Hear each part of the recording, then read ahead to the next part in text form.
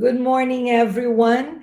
Thank you for joining us once again in the series of lives that the United States Spiritist Federation brings to all of you every Saturday at 11 a.m.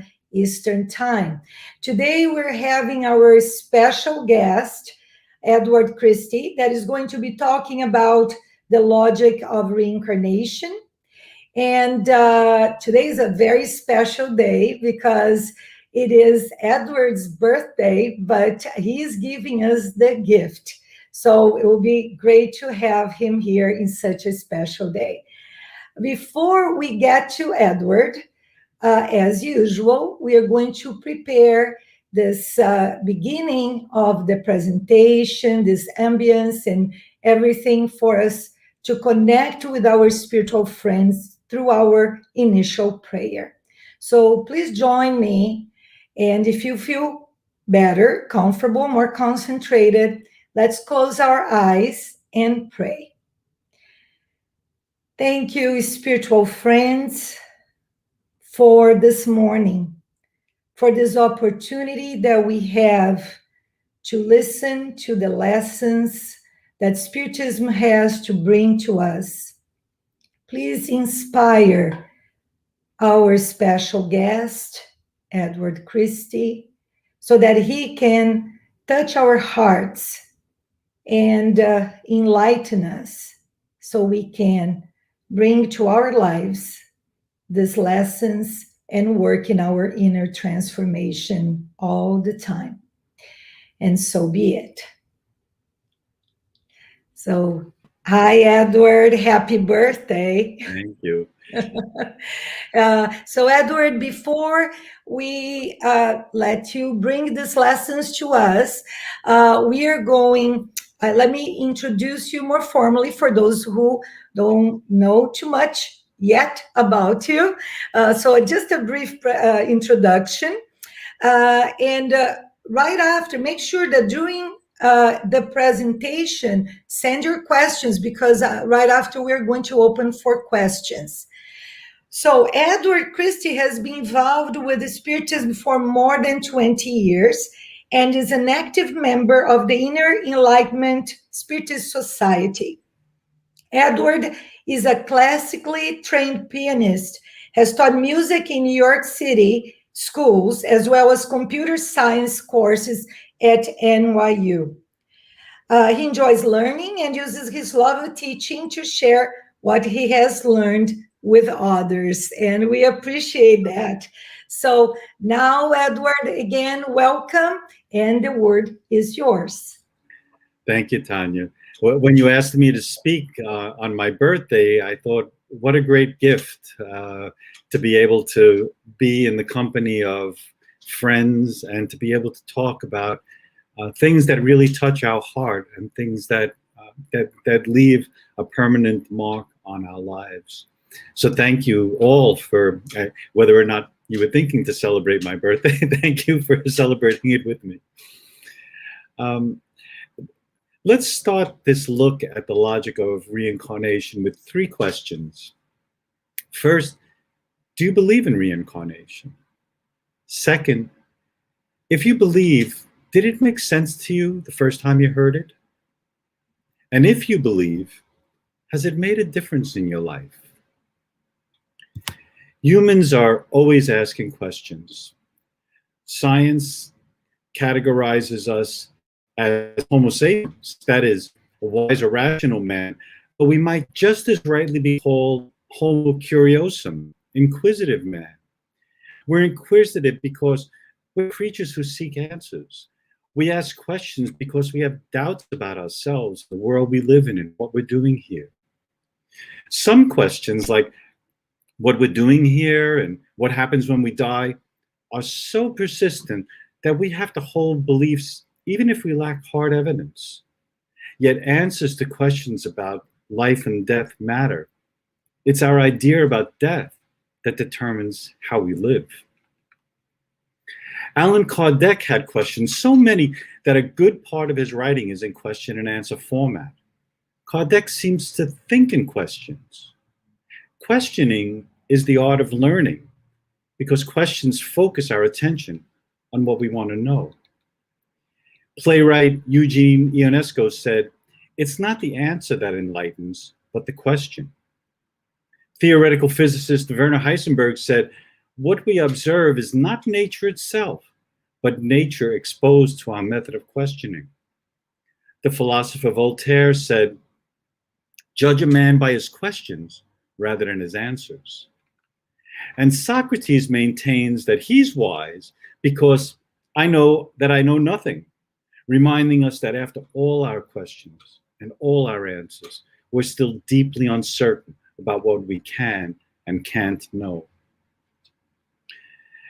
We don't have to look too hard. I'm sorry about that. We don't have to look too hard to see that humans differ from one another.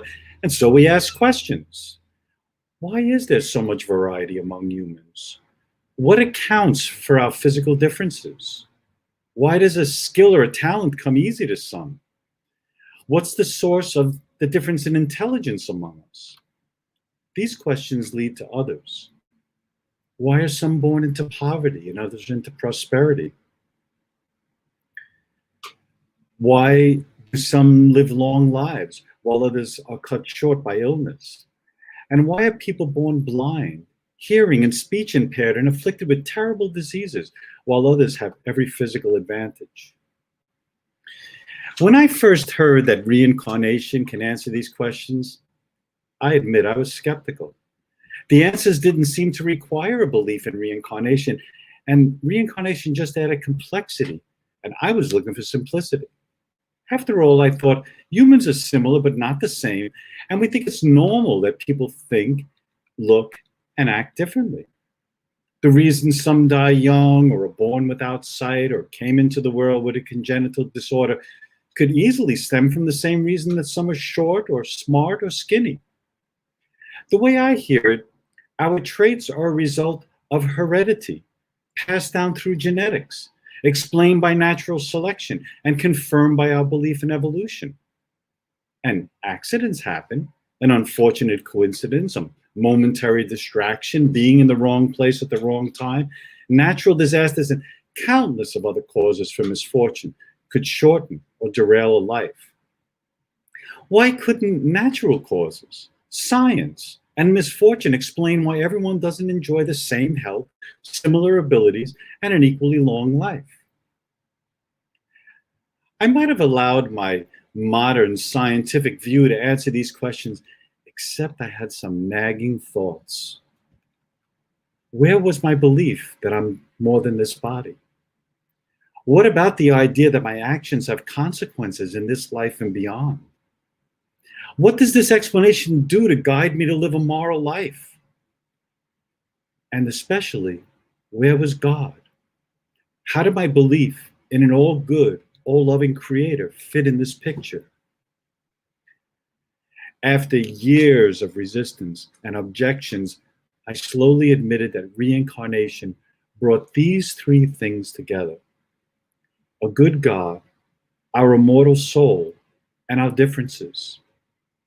Once I admitted my belief in God, I had to look again at the questions of why the circumstances of life differ. Start with the premise that every effect has a cause. The universe and the humans that live in it exist, so they too must have a cause. We call that cause God. Since nothing's created without a design, God's both the cause of our existence and the author of its design.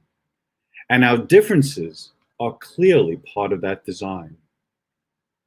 Without God, our differences are reduced to natural forces. Differences happen by some combination of our parents' genes and how they raised us and the place where we were raised. And to an extent, this is true. But nature and nurture can't account for all of our differences. We come into this life with inborn traits. Ask anyone who's raised a child, and they'll tell you that each one comes with its own personality, its own interests, temperaments, and talents. And these are obvious when the child's only an infant. How can random gene mutations and environmental factors alone explain these? When we believe in God, we're still part of the natural world. We have parents who passed on their genes to us, raised us in their own way and in a particular place. But these factors alone don't account for inborn traits. So where do they come from? If nature and nurture can't account for all of our differences and traits, then the logic that our differences are the result of genetic reshuffling or our upbringing is faulty, or at least insufficient. We live in a world where differences exist. We could even say that our Creator favors variety because we see so much of it. This leaves us with two possibilities.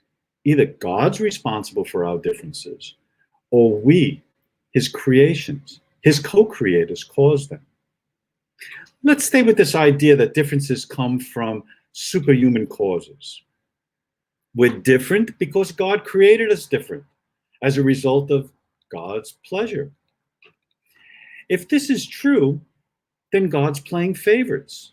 He created some sighted and others blind, some weak and others strong, some clever and others dim, some gifted and others without talent. Wait, but that doesn't seem right. After all, even human manufacturers recall defective products that don't meet a standard of perfection. You'd think that an all-knowing creator wouldn't intentionally create defective work or allow it to happen. Instead, his creatures would reflect his perfection.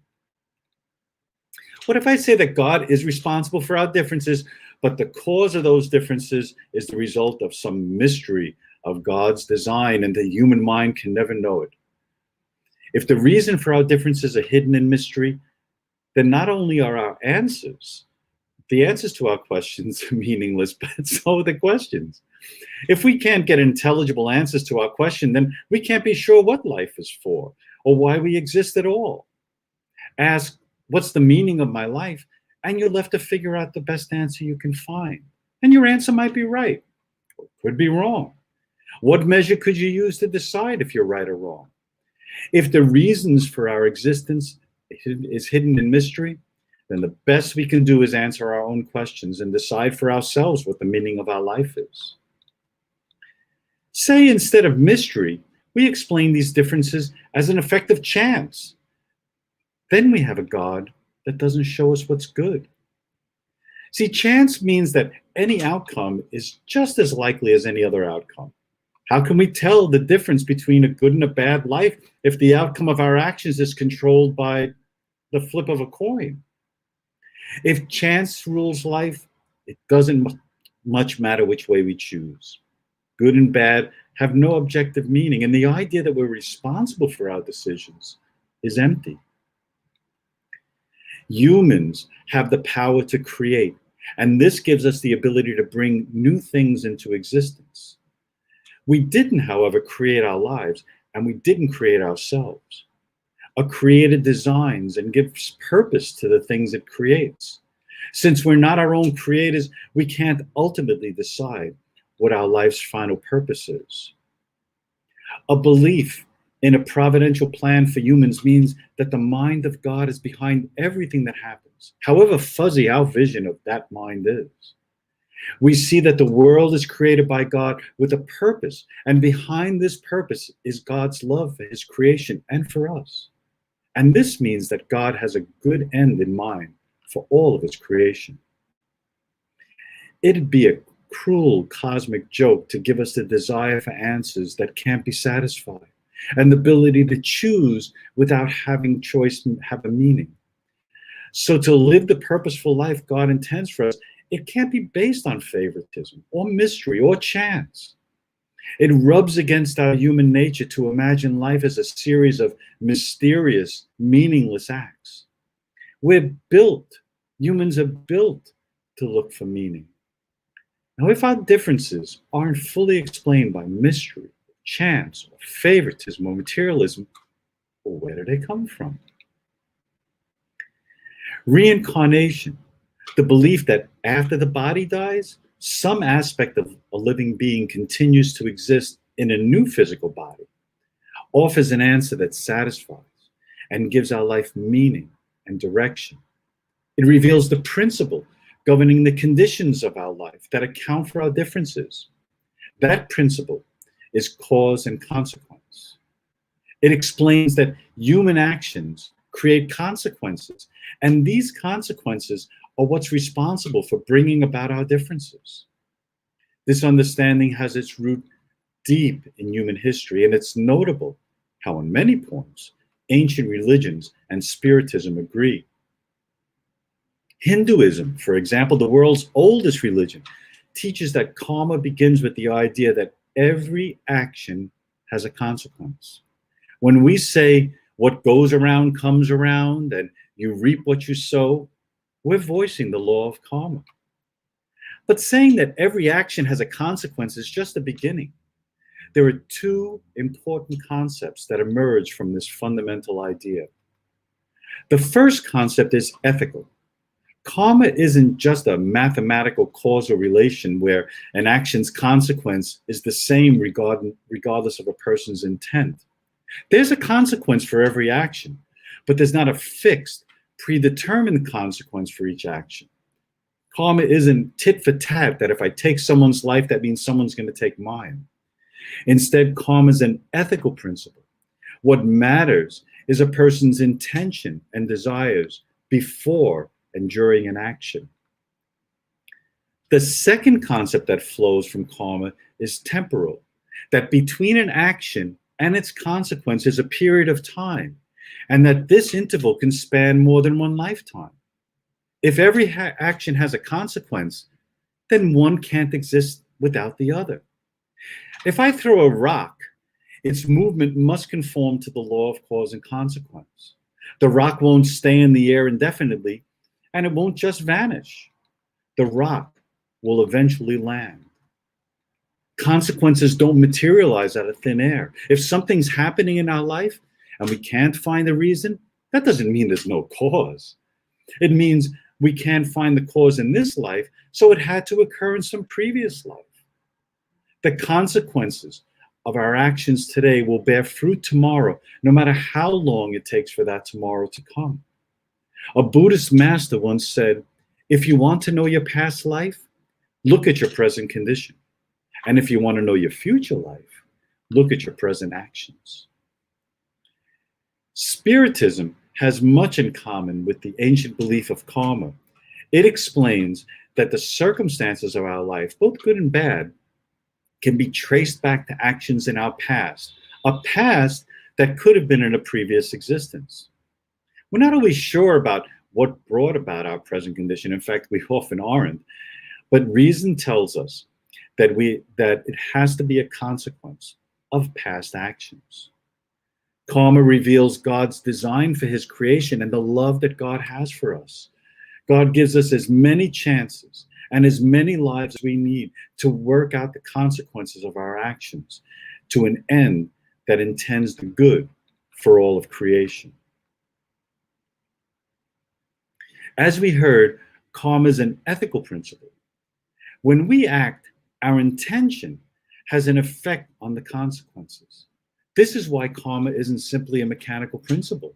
A person's desire to live his life guided by a set of moral rules has a decisive effect on the nature of an action's consequence. There's a difference between doing something when we know it's wrong and doing the same thing without that knowledge. When we suffer because of a past wrongdoing, it doesn't mean that we acted that way because human nature itself is bad. Our existence started in ignorance, and we acted harmfully because in some way we didn't foresee the negative consequences of our actions. We can feel guilty or hate ourselves for our wrongdoing, but guilt and hate don't cure ignorance. Self-hatred leads to self-punishment, saying that I'm bad and I deserve to suffer. The problem with self-punishment is that it blinds us to the source of our harmful actions, which is our ignorance, and keeps us feeling guilty, which does nothing to help lessen our ignorance. We can also be proud and feel superior for our good deeds, but we don't have to give in to these feelings either. Self-love leads to self-glorification, and we have to guard against using pride as a way of avoiding to face the limits of our understanding and the constant need we have to work against our ignorance. Instead of self-hatred and self-glorification, we see that the trials and the happiness we experience are merely the working out of cause and consequence.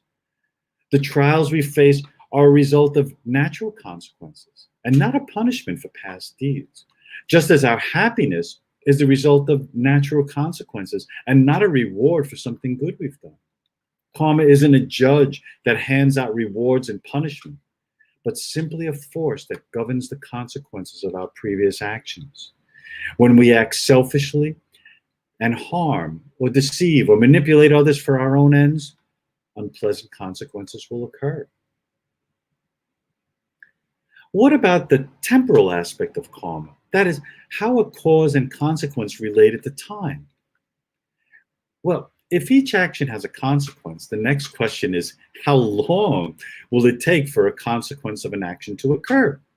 Can it be that the consequence of every one of our actions is completed by the time our life ends?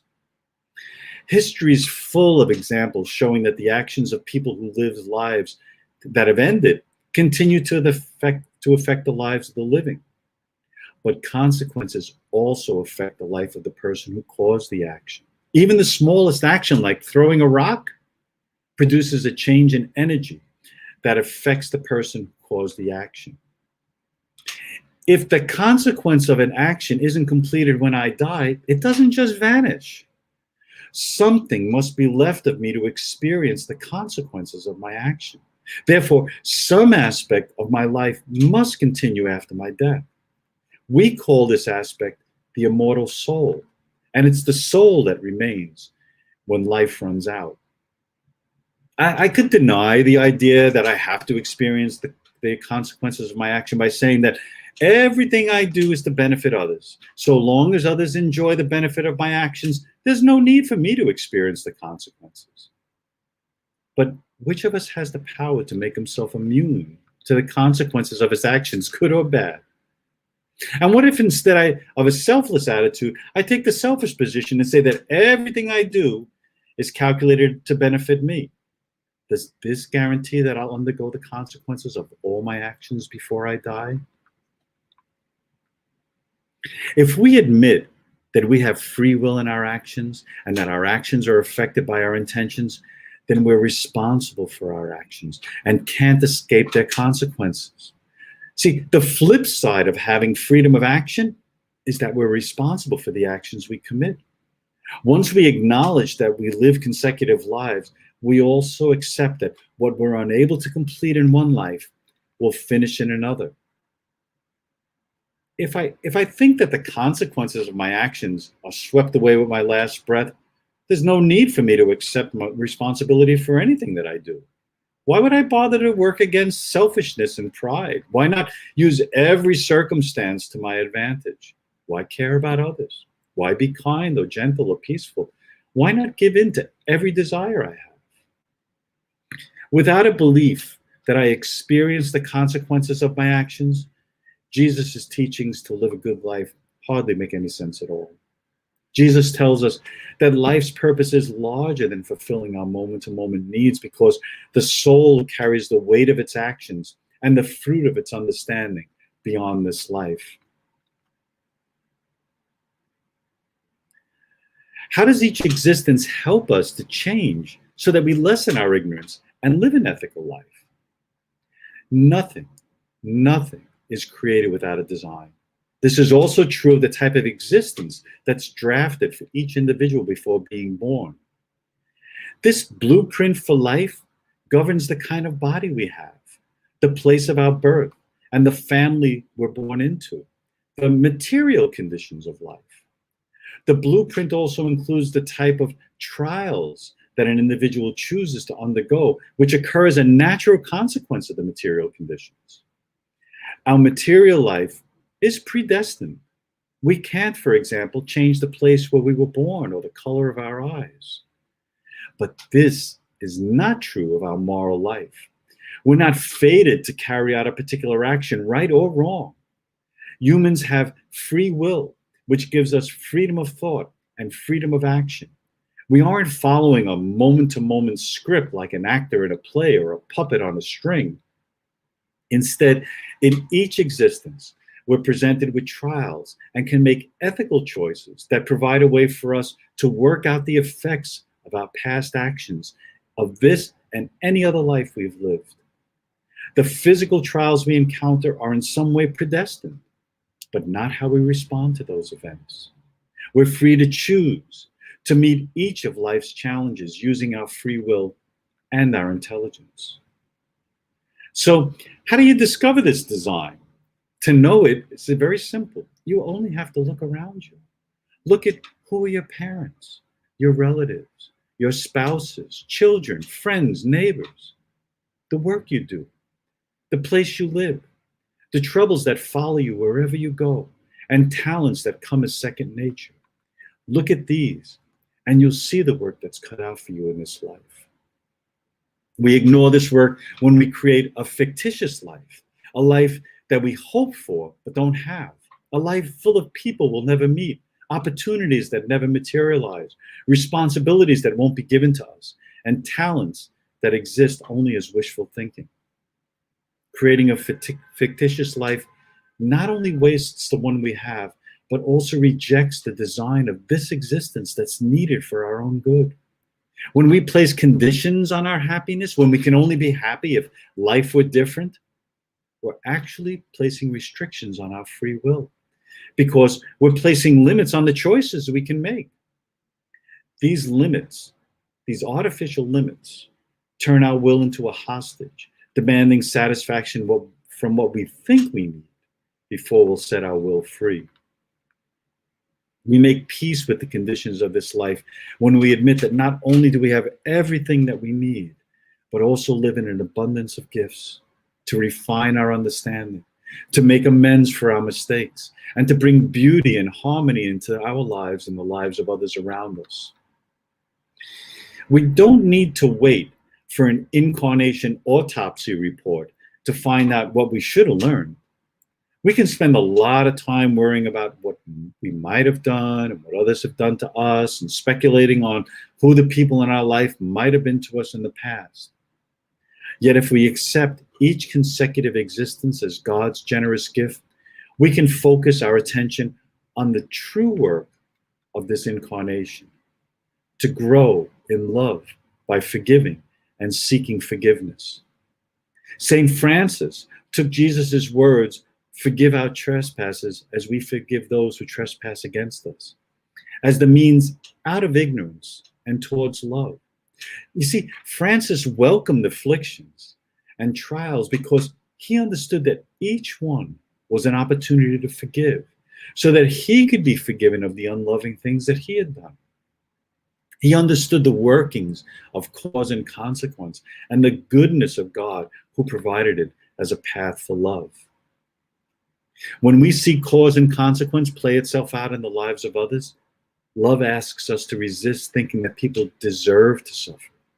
Instead, we recognize that ignorance brought them to their condition. And so our proper response is to be patient and generous with them, and in that way, model the love that God shows us when we suffer. When suffering is deep, we meet it with a love that's just as deep. Regardless of the kind of suffering, a short life, an illness, an accident, or reversal of fortune, a belief in reincarnation asks us to respond with a heart overflowing with forgiveness and compassion. When we understand the working out of actions and their consequences, it gives meaning to our trials. It fills us with hope because it shows us that ignorance and not evil causes suffering, and ignorance is curable.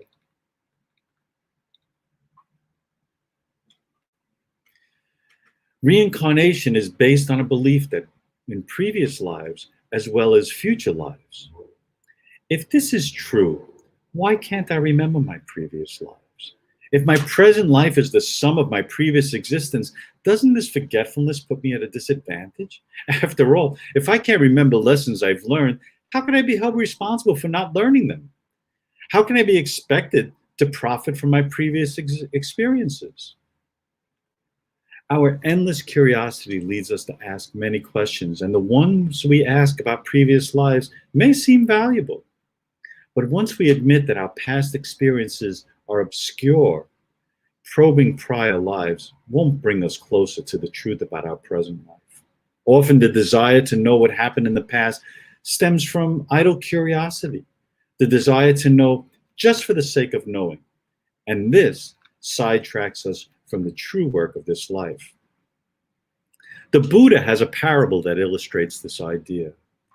A man was hit by a poisoned arrow, and his friends and relatives found a doctor able to remove the arrow. If this man were to say, I won't have this arrow taken out until I know whether the person who shot it was a priest or a prince or a merchant, what his name was and who his family was, and what kind of bow was used, and whether the arrowhead was an ordinary one or an iron one, that man would die before all these things are ever known to him. This parable tells us that what's important is to get rid of that arrow and not waste precious time finding out who shot it. While it's true that we don't have explicit memories of the past, the lessons we learned aren't wasted. They are retained in our conscience and our innate ideas. Our conscience and our innate ideas preserve the knowledge we've acquired to do good and resist wrongdoing. By the way, just as an aside, it's easy to confuse the words conscience and consciousness. They're so close sometimes when I try to say them, I say one rather than the other. I say the wrong word. So consciousness is our awareness of ourselves and the world around us. And conscience is our ability to distinguish between right and wrong, two very different things. Our innate ideas are inborn intuitions when we sense an automatic attraction to do good and a gut-level aversion that warns us to avoid repeating harmful behavior we carried out in the past. Innate ideas are an echo of things we've learned in the past. That echo is the voice of conscience, our natural capacity to use reason to choose between right and wrong, and keeps us from acting on our most basic desires. Our conscience is at work when we feel guilty after doing something bad, and feel at peace when we've done something kind or loving. It guides us so we avoid repeating mistakes we've made in the past. We develop our conscience when we use our intelligence, guided by the teachings of Jesus. Here are some of the words that we can use to help us develop our conscience. If we make our livelihood by serving others, Jesus teaches us that he who humbles himself shall be exalted. If we're surrounded by conflict and war and anger, we remain calm, remembering Jesus' words, "Blessed are the peacemakers, for they will be called children of God." If we have adversaries, we reconcile with them, recalling Jesus' guarantee that if you forgive men when they sin against you, your heavenly Father will also forgive you. If we lack material comforts, we're consoled when Jesus tells us not to store up for yourselves treasures on earth where worms and rust destroy and where thieves break in and steal, but store up for yourselves treasures in heaven where worms and rust do not destroy and thieves do not break in. For where your treasure is, there your heart will be also. Since we live multiple lives, are there any limits to the kind of body into which we are incarnated? Can we believe in the ancient Greek concept of metempsychosis, where spirits return in a new body that can be a human or an animal? Could a spirit that once incarnated as human be reborn as, say, an insect? The Greek concept of metempsychosis comes from Plato, who tells us a legend that shows how the choices we make and the character we acquire while we're alive have consequences after we die. In the myth of Er, we hear that Er returned to life 12 days after his death and described what he saw in the other world. He watched souls returning from heaven and choosing new lives, both human and animal. There were men passing into animals and animals changing into each other. The souls of those who don't believe in the possibility that humans can live a good life chose an animal body for their future incarnation. And those with a good character made good choices when granted options for a new life and chose to live in a human body.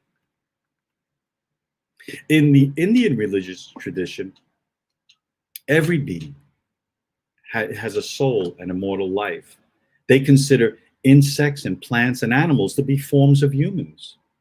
Since rebirth is controlled by karma, extreme misconduct in one life could demand a spiritual setback in a future life, and this setback is satisfied by a rebirth in a non-human body. Since non-humans lack the consciousness needed for self-improvement, spiritual growth is suspended and remains stationary until its karma is worn out. The belief that a human spirit can be reborn into a non-human body has no place in Spiritist belief. Spiritist teaches that humans have an individualized spirit that constantly strives towards deeper levels of intellectual and moral progress. To do this work, a human spirit requires a material body specifically adapted to that nature. A human spirit enters into a new phase of existence and has no way to return to its former primitive state. A human spirit could no more return in the body of an animal than a butterfly could return to its larval state and become a caterpillar, or a frog become a tadpole, or an adult human return to its mother's womb. The spirit has outgrown its need for these former types of existences because what was good for it then is no longer useful. Yet we're told that we're indebted to these ancient beliefs because among their errors are also truths. Like Jesus, Buddha used parables so that the simple village people he spoke to could understand his teachings. Buddha's fearful image of being reborn as an animal or insect isn't meant to be taken literally. He used it as a moral lesson to teach people to live as humans and not as animals, for fear that they may be reborn as one. And while Spiritism has no use for the Hindu belief that a human can return as an animal or a bird, this belief reminds us that all life forms are worthy of respect. We're related to every living creature, and so we're in a moral relation to everything that lives. Our moral life is defined by our conduct towards all of nature, because all of nature is of the divine and therefore is related to us. I see my battery is low. With some luck, I'll be able to make it all the way through. Would I be able to pause just a minute? I'm sorry, I thought I was fully recharged. Just a moment, please. Oh, okay. This, then, is the logic of reincarnation. We start naturally with questions. Why do people differ in intelligence, talents, and interests? Why are benefits and misfortunes, vices and virtues unequally distributed among people? We aren't creators of ourselves or the world around us. We're creatures. Take this one. As creatures of an intelligent and loving creator, the reason for our differences can't be favoritism or chance or mystery or strict materialism. Instead, reincarnation provides a clear and lucid answer to why humans differ. Differences result from the consequences of previous actions that each person makes using her free will and intelligence. Every action is powered by our intention to do good or ill. A person's intention has a decisive effect on the consequences and plays a crucial role in our misfortunes and prosperity. And if we can't find the cause of a condition in our life, the action that caused it had to take place before our birth, leading us to reason that we've been born many times. Across each birth, there's an enduring aspect of our existence that persists, and we call this our immortal soul. The immortal soul experiences the consequences of its actions across many births, and this accounts for our differences. The body created for us in each incarnation is appropriately made to experience the consequences of our actions and is compatible with the knowledge of what we've learned.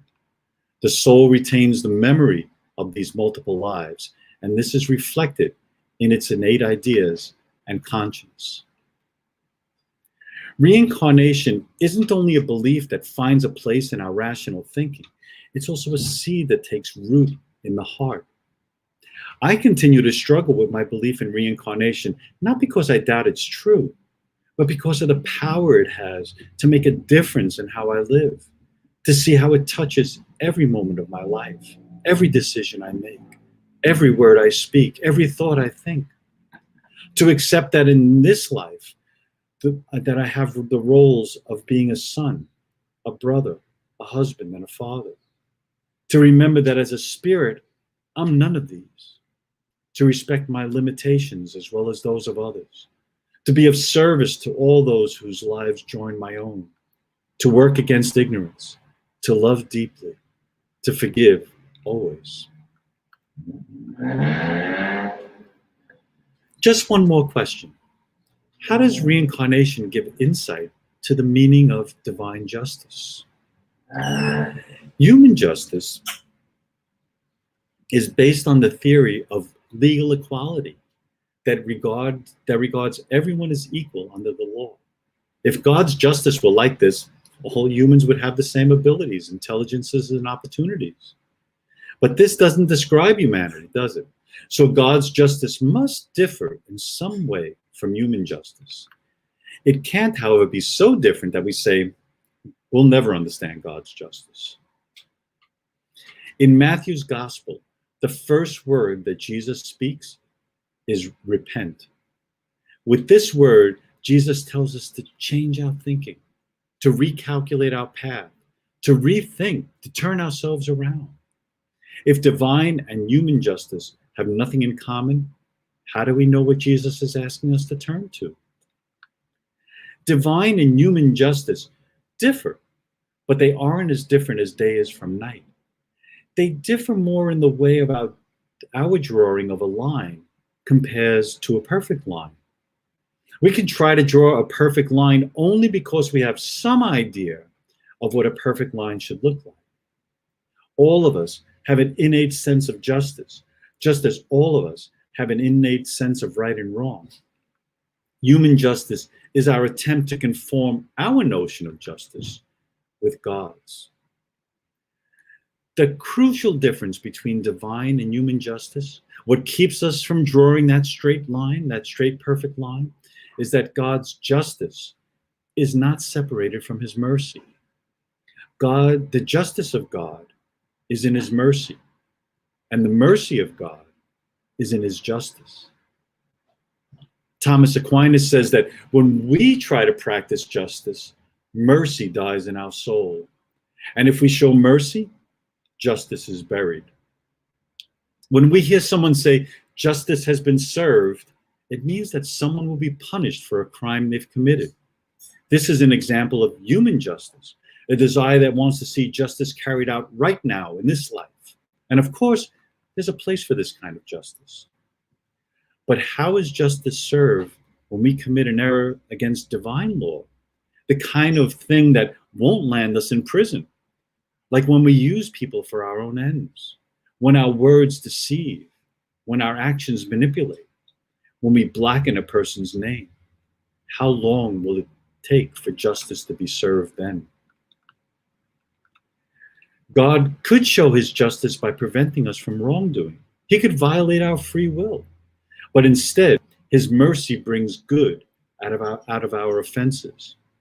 God's justice and mercy are perfectly balanced and gives us the time we need to seek forgiveness for our wrongdoings and to make amends for them at our own speed. God respects our limitations and never asks us to go beyond our strength. God's mercy is ready to forgive a sorrowful heart, and his justice doesn't punish. Whatever harm we do to ourselves or others, God's love for us is unharmed. The logic of reincarnation is rooted in love. We're created from God's love, and so our nature is saturated with his love. From God comes the force of love which moves all things, and all things seek their completeness in God.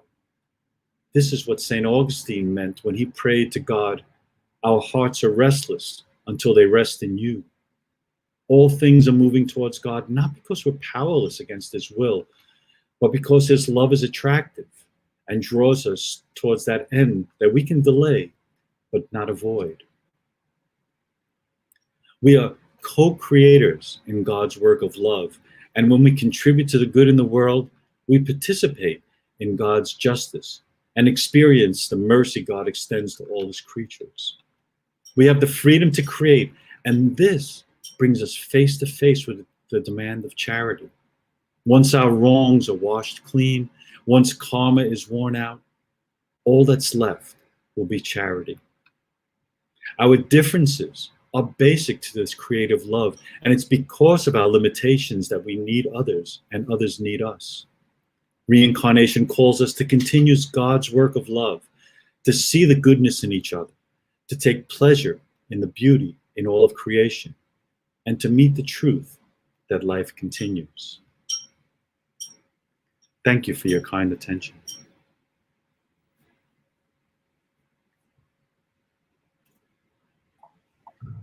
Thank you so much, Edward. It was a lot, like you said, a lot of questions that cause us to really think about everything and understand this logic of reincarnation, a very nice way for us to understand all these lessons. Thank you so much. That was great. Thank you for the We and how the mercy of God in all this, that's always something that fascinates me, to think that life can be always for the better, and we are always learning and evolving and making the best of everything that happens to us, right?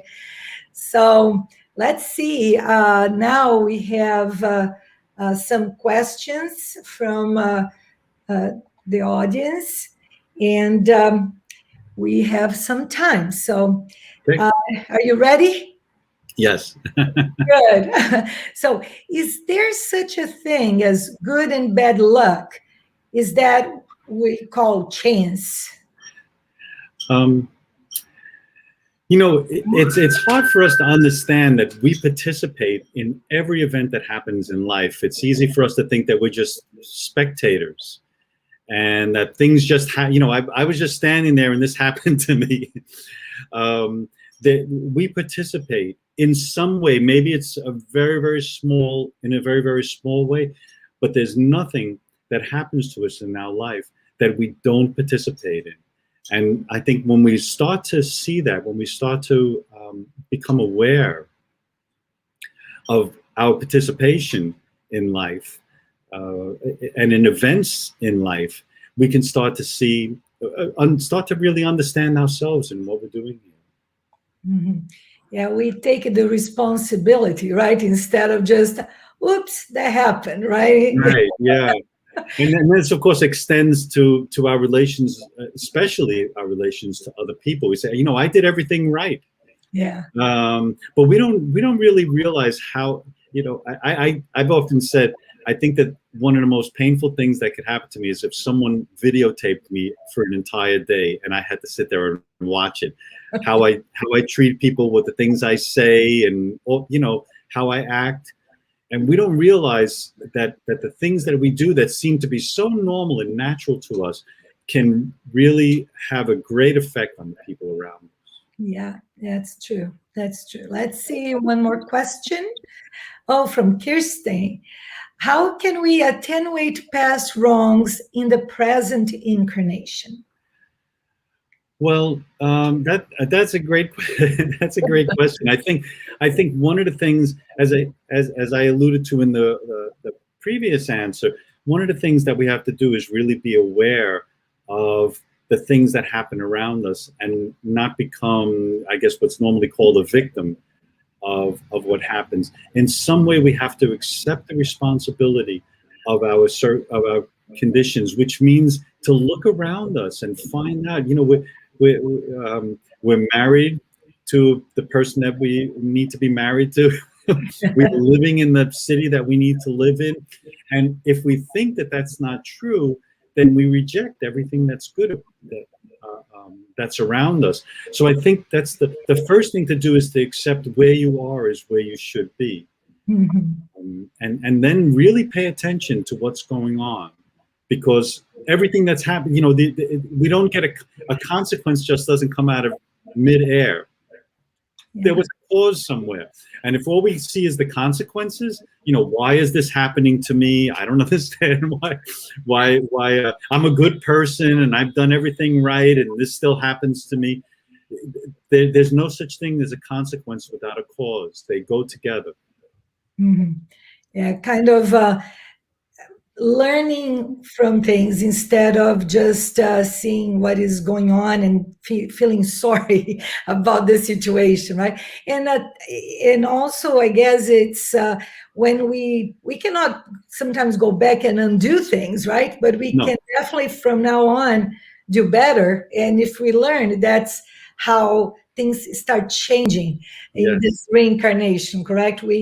Sometimes we feel like, I didn't. We feel so guilty that guilt becomes so toxic instead of helping us doing better, right? Exactly. So there is a fine line there, right, Edward? Right. Yeah. Guilt doesn't do anything except make us feel guilty. Exactly. Kind of stay in the same place for too long. Right. So that's right. let's do good things forward, and that helps. Okay, one more question from Luis Leon.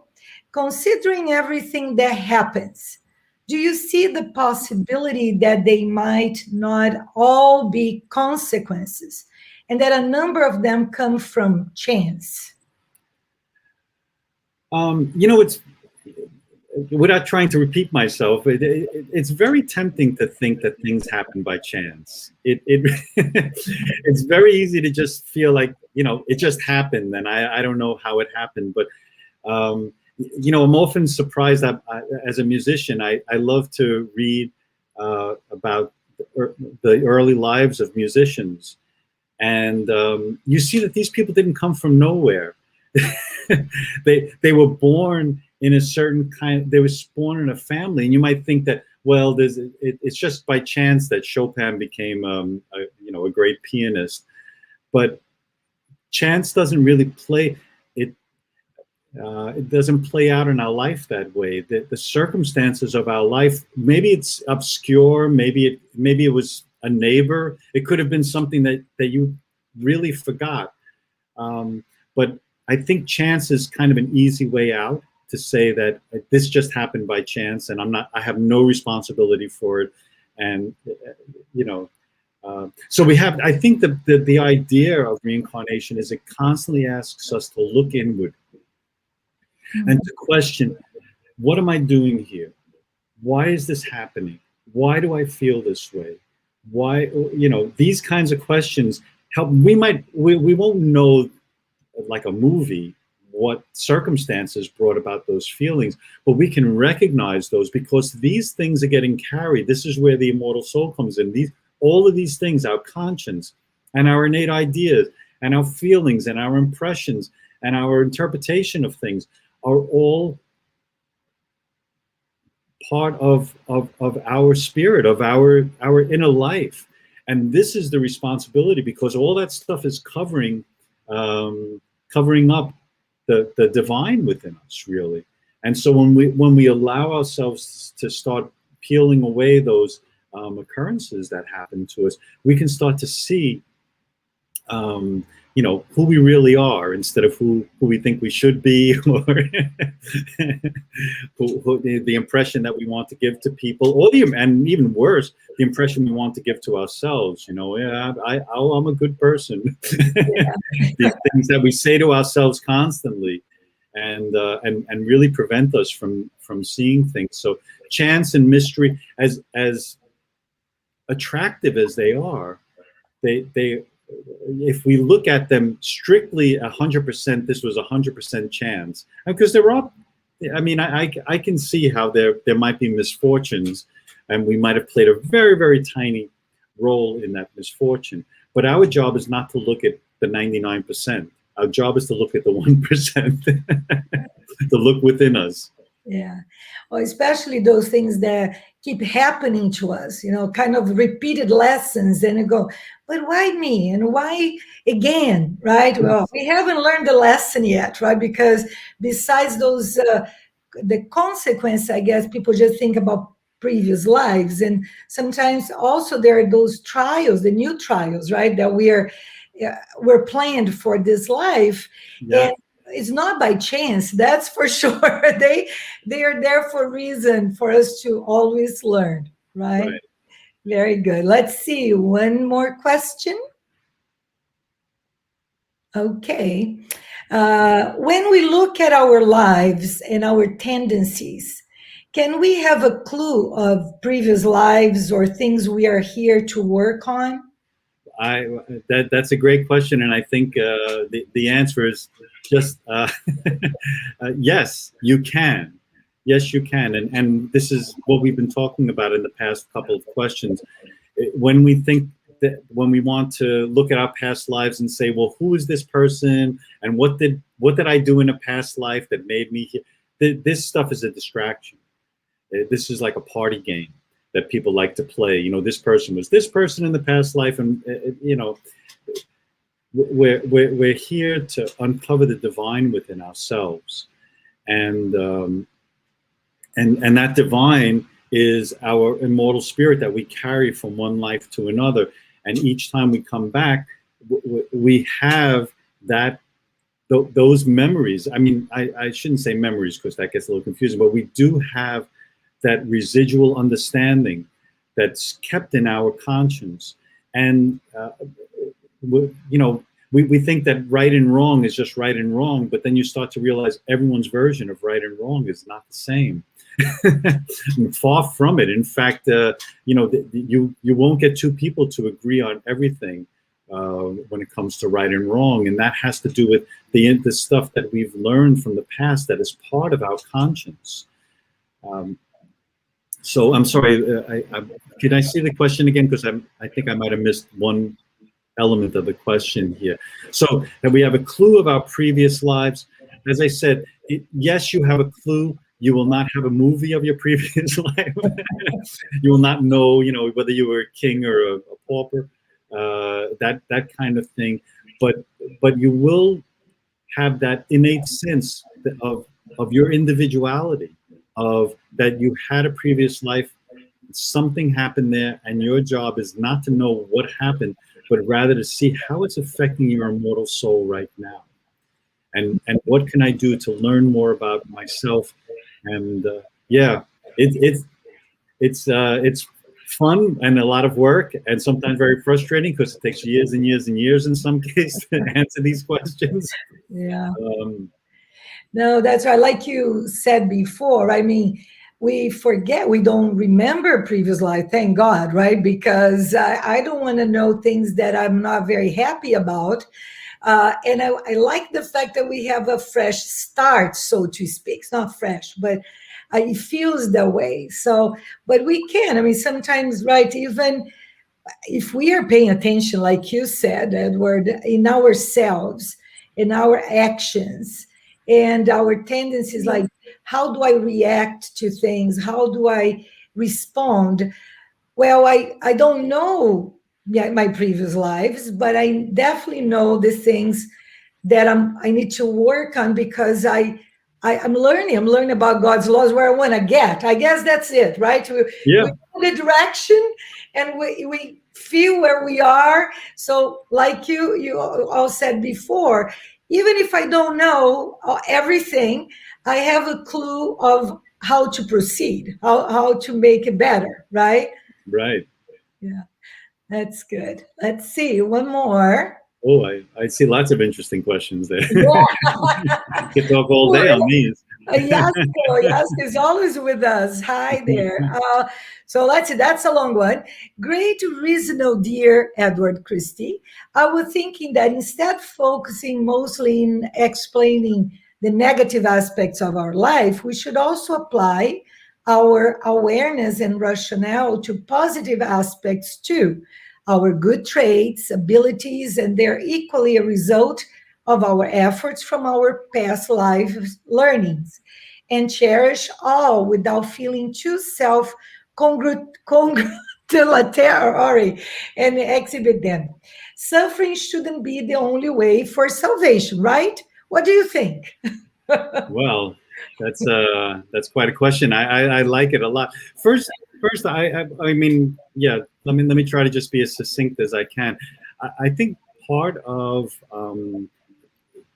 the trouble we can get into is like a hypervigilance about ourselves, about always looking and saying, "What am I doing wrong? Stop! Well, I have this tendency, and I'm fighting against this."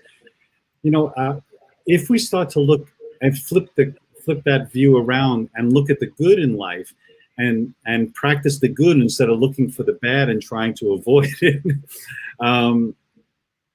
I think that first of all that goes a long way, and I think you were saying about focusing mostly on the negative aspects of life, and that's a very true thing. And you see people living a very kind of ascetic life where they're just afraid to do anything to step out of the bounds. Could you keep the question? It was a very complex question and had a lot of interesting points to it. Yes, and you make a very good point too. There was once I've been every time I go back to this situation that happened in a Spiritist center once. Someone raised a hand and said, "Shouldn't we spend time thinking about how much progress we've made from past lives and in this life?" And the whole room swelled in revolt against this idea. But no one has been able to really, including myself, to find out what's the problem with that. What's the problem with the idea of sitting back in your armchair and drinking a cup of tea and saying, I used to be that kind of person, but look at the person that I am now. And there is certainly changes that happen in our life, and we can admit them. But we really have to guard against this idea that I used to do that and I don't do that anymore, because there's many different influences in our life.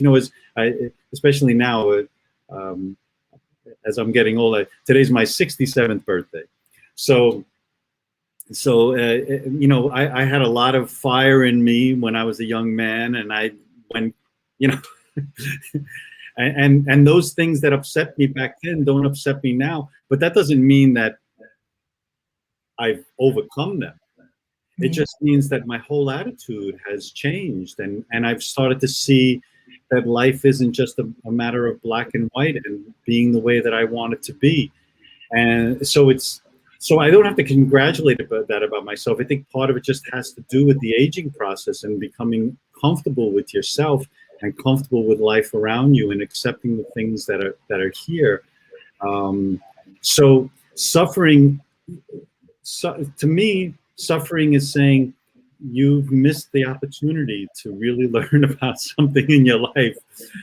You're fighting against something that's going to come back. It's going to be there all the time.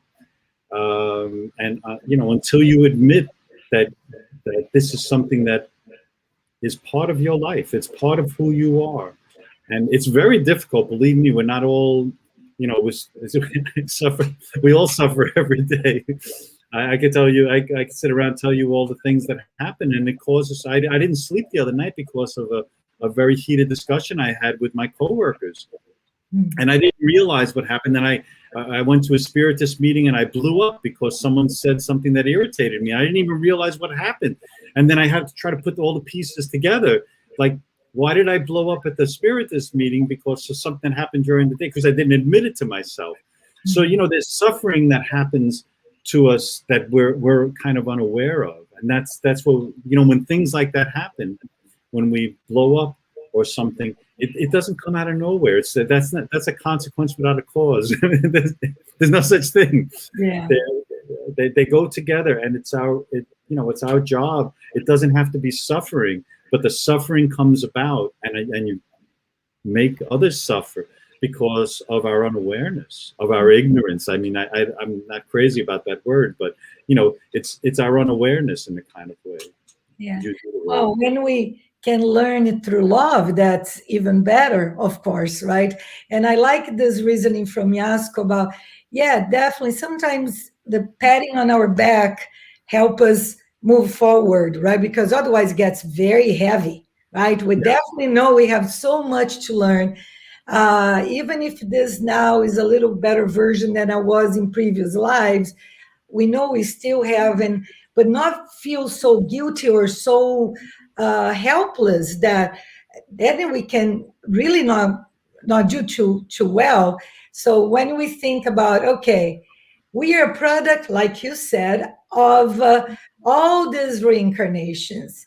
That means that we also have good traits right now. We are learning, right? So it's definitely an important thing to remember. It helps us go forward. I like that reasoning together. All of us thinking together here. It's great.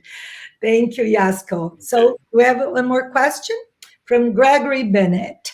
Could seemingly chance events be the result of the influence of guiding spirits? Uh, well, again, this is also a very tricky point to make, because it's a way. I mean, we are always guided. We know that we're constantly being influenced by the incarnated and the disincarnated. We understand this, and there's no way around that. I mean, we are influenced by people. I know there are some times that I've given the same lecture to two different Spiritist groups, and one time everything just flows, and the other time I feel like I'm trying to swim through honey. I just can't get my points across, and I'm saying, well, how did that happen? Is that me? Is that but we're always being influenced by the energy around us, by the vibrations, however you want to think about it. So again, if we think about events as chance events, then it's easy for us to just push them to the side. Say, well, that was just something happened by chance, and I don't have to do that.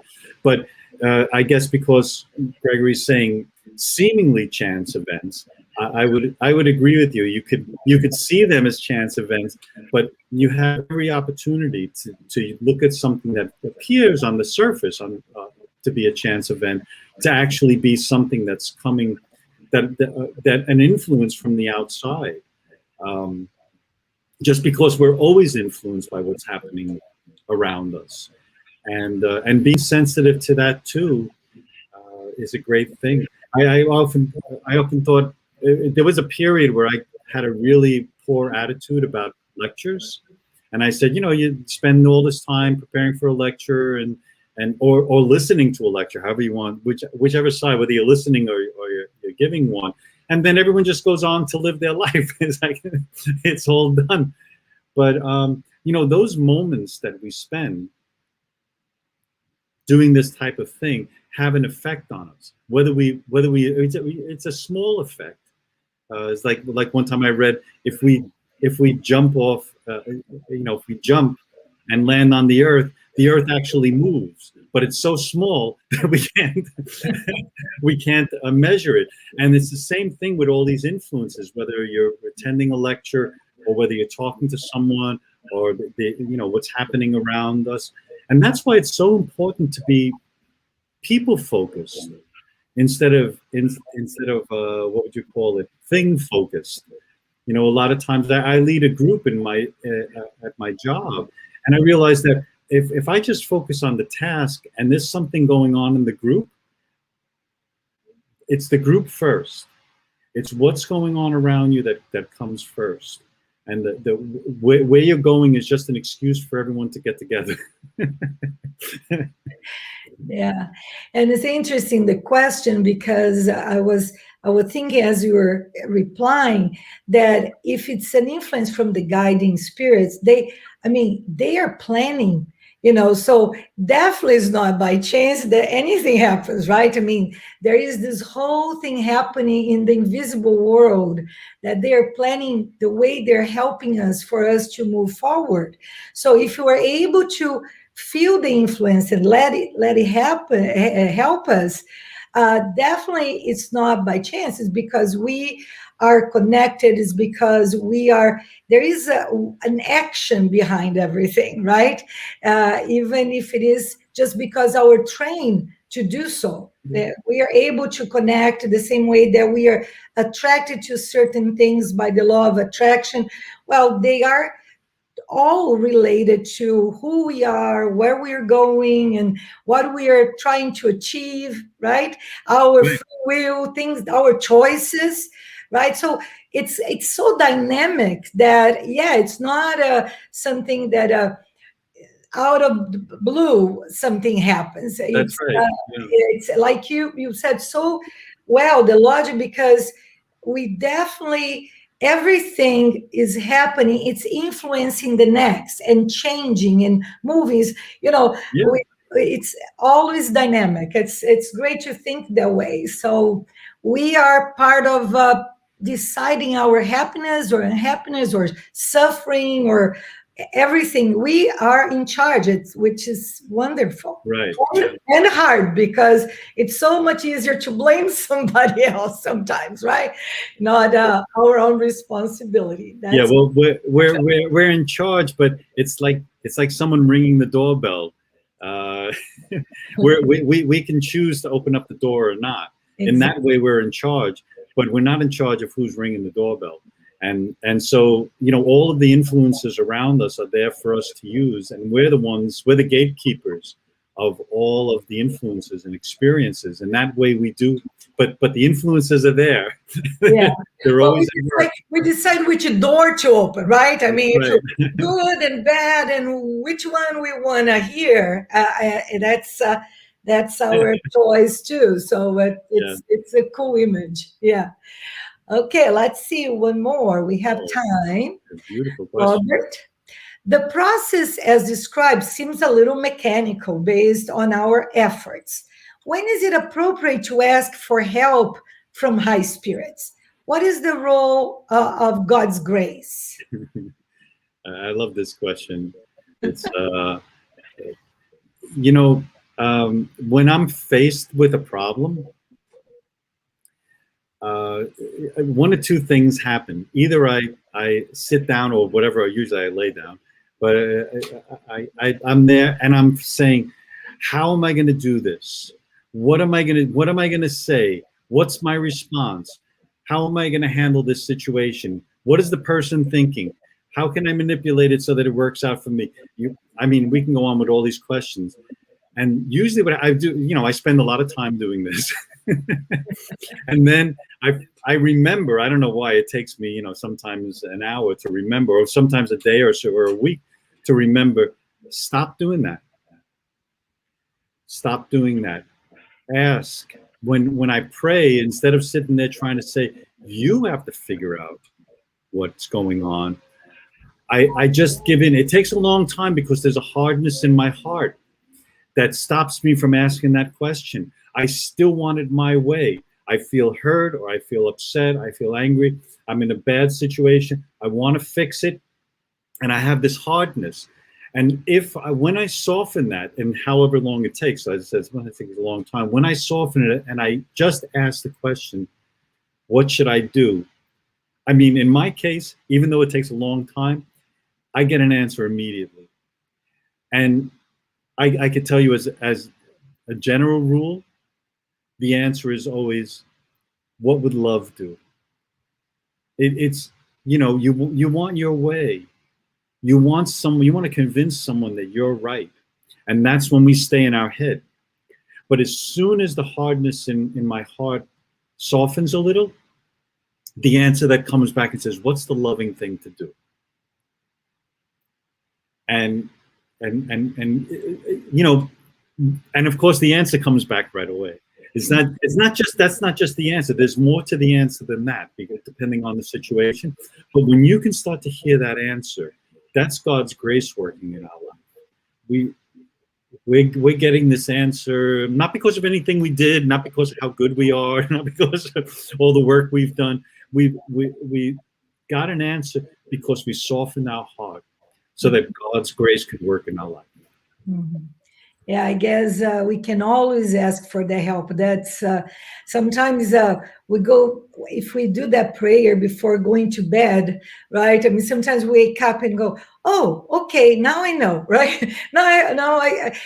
Again, it's not them doing for us, right, Edward? No, Or not the high spirits, not God, but it is that inspiration.